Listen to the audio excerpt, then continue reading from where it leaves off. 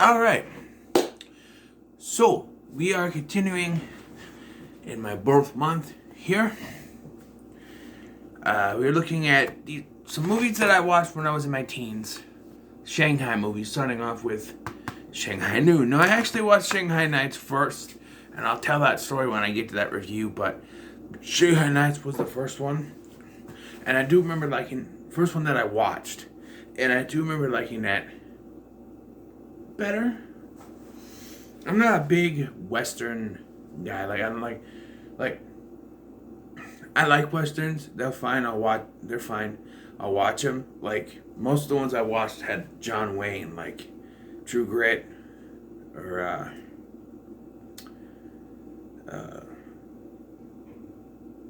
McClintock. Those movies. John Wayne. Rio Bravo. Most of the ones I watched have John Wayne in it. Yeah, but this has Jackie Chan in it, playing the main character of Chun Wang,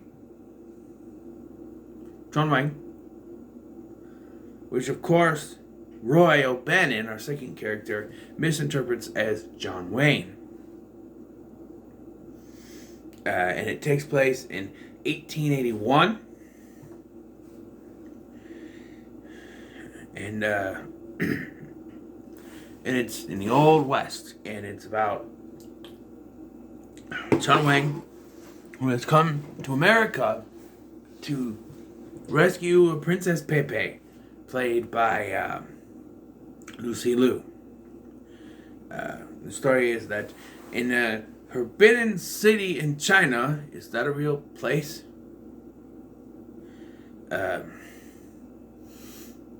Princess Pepe has gone to America with her interpreter, Mr. Andrews, played by a very underutilized Jason Connery, to come to America. However, it is a trap, as a trader of the Forbidden City, Lo Fong, has orchestrated this and is now using her to get money.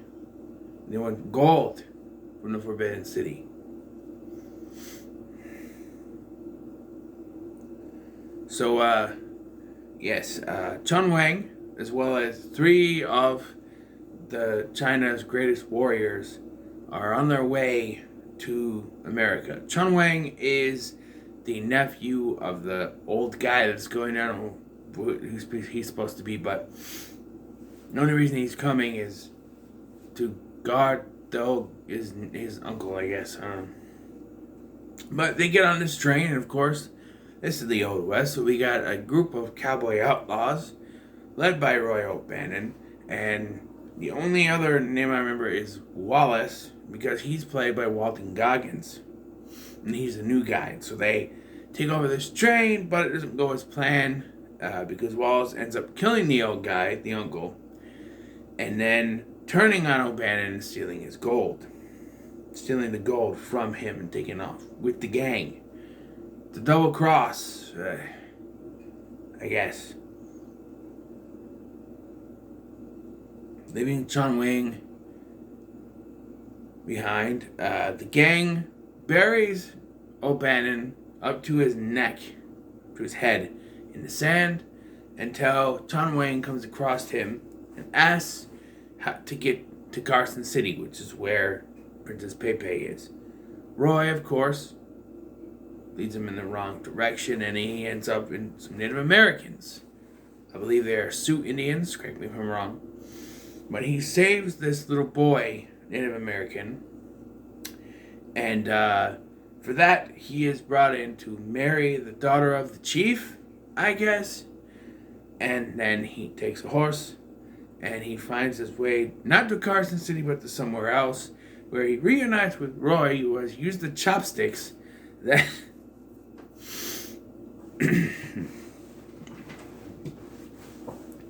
that Chun Wang had given to him to get out somehow.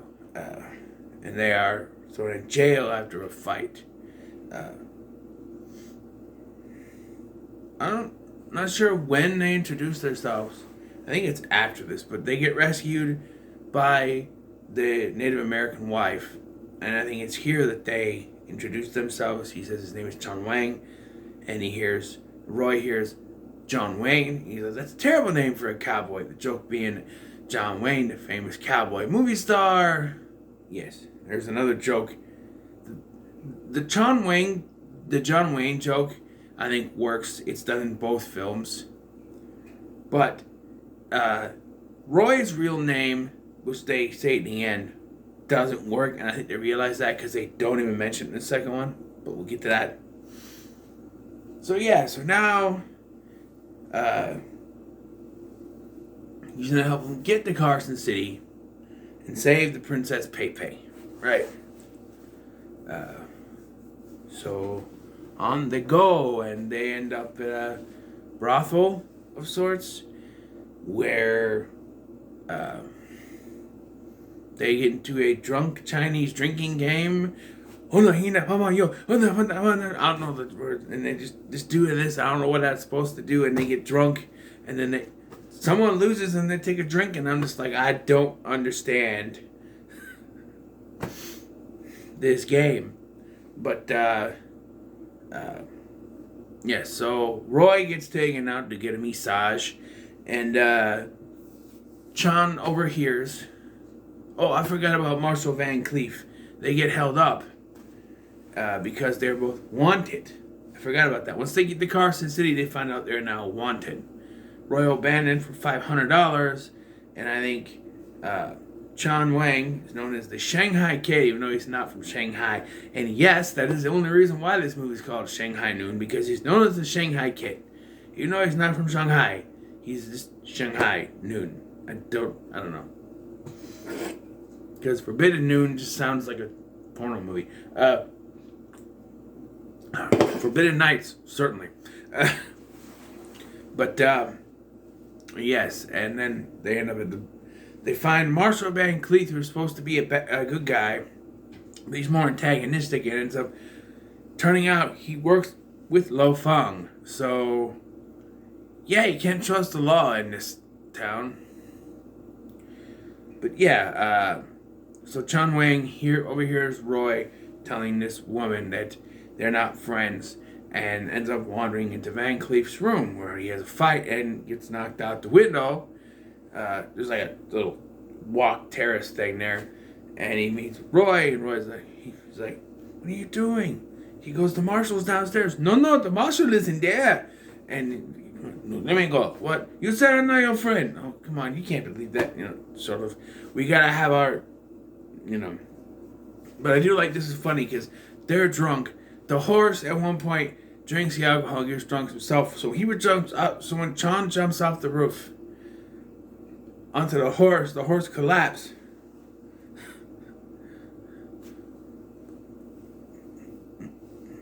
What happened to my horse? Is it dead? I love that. I love that line. What happened to my horse? Is he dead?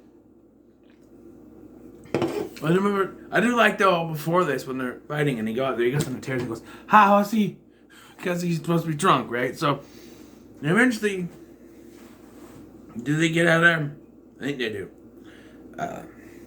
But they separate, and Chan finds his way to the place where Princess Pepe is, where it's supposed to be like a palace or whatever, but it's a rock breaking quarry.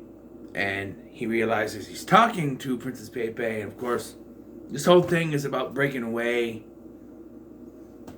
from his traditions. At one point, Van Cleef cuts his hair, which is why it's like that and not in a big, what he calls it, his cue, I think he calls it. But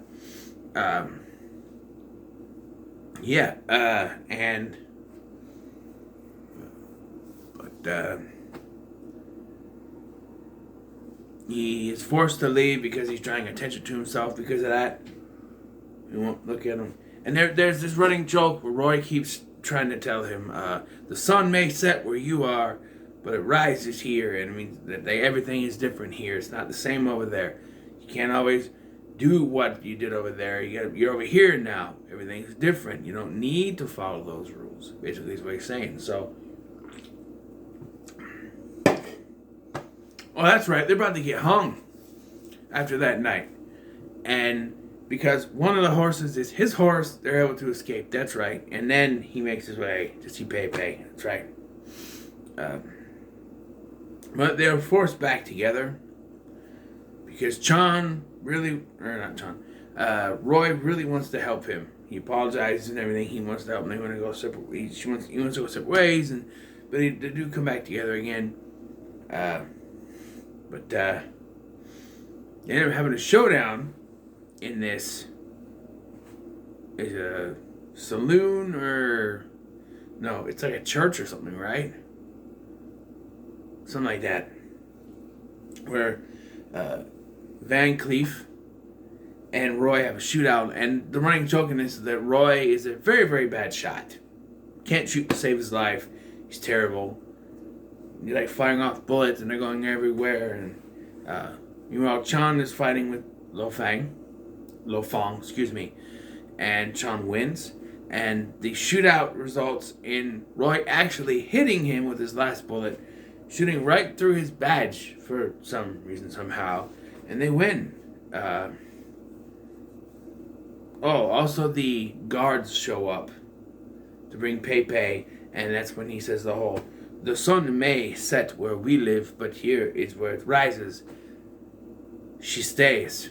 So Princess Pepe wants to stay in America. She doesn't want to go back. She doesn't want to have those traditions, So basically,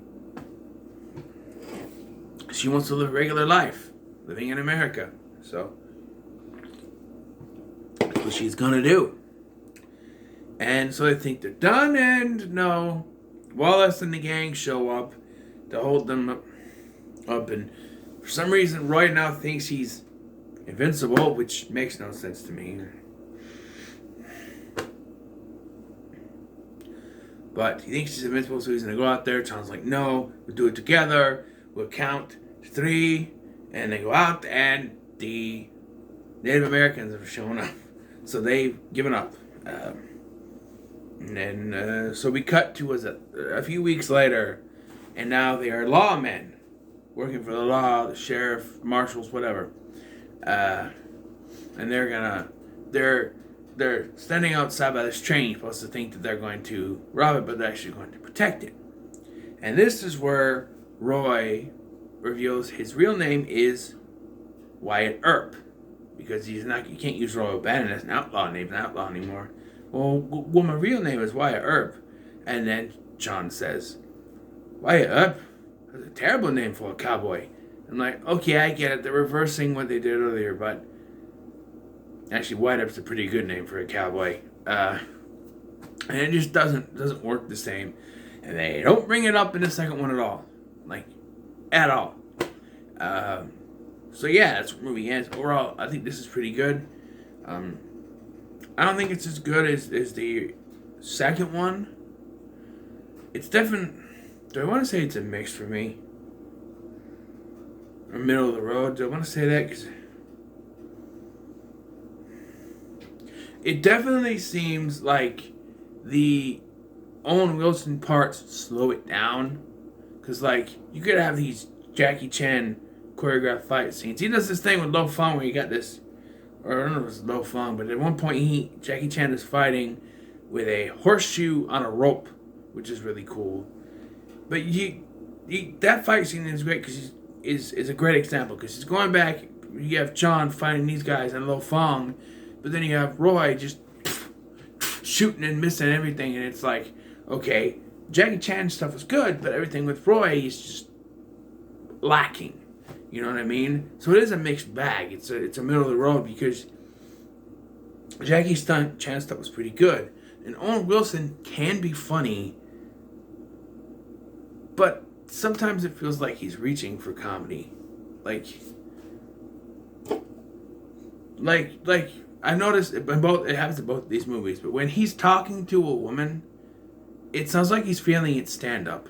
Like even at the end, and I think it's supposed to be a running joke because at the end towards the end of the movie, he's talking to what is supposed to be Chan's Native American wife, and he's like, oh, and she's like, shut up, Roy, you talk too much, and then kisses him, and I'm like, was that supposed to be a running joke? that he talks too much, and that's supposed to be comedy because it feels like they need to pad the run time, so it had him stammering for a few minutes here and there to kind of. That's what it feels like, and they do it in the next one too. Like they have this after he gets held up by his crew. There, he has this fantasy where he's in a bed with a bunch of women and he's talking, and once again, it's like he's failing at stand up. Then he wakes up to a buzzard pecking his head, and it's like I'd rather watch the buzzard peck his head than him try to be funny with these women. And I don't know, it just works. So it's definitely a middle of the road for me. I do think that, at least from my memory, Shanghai Nights is better.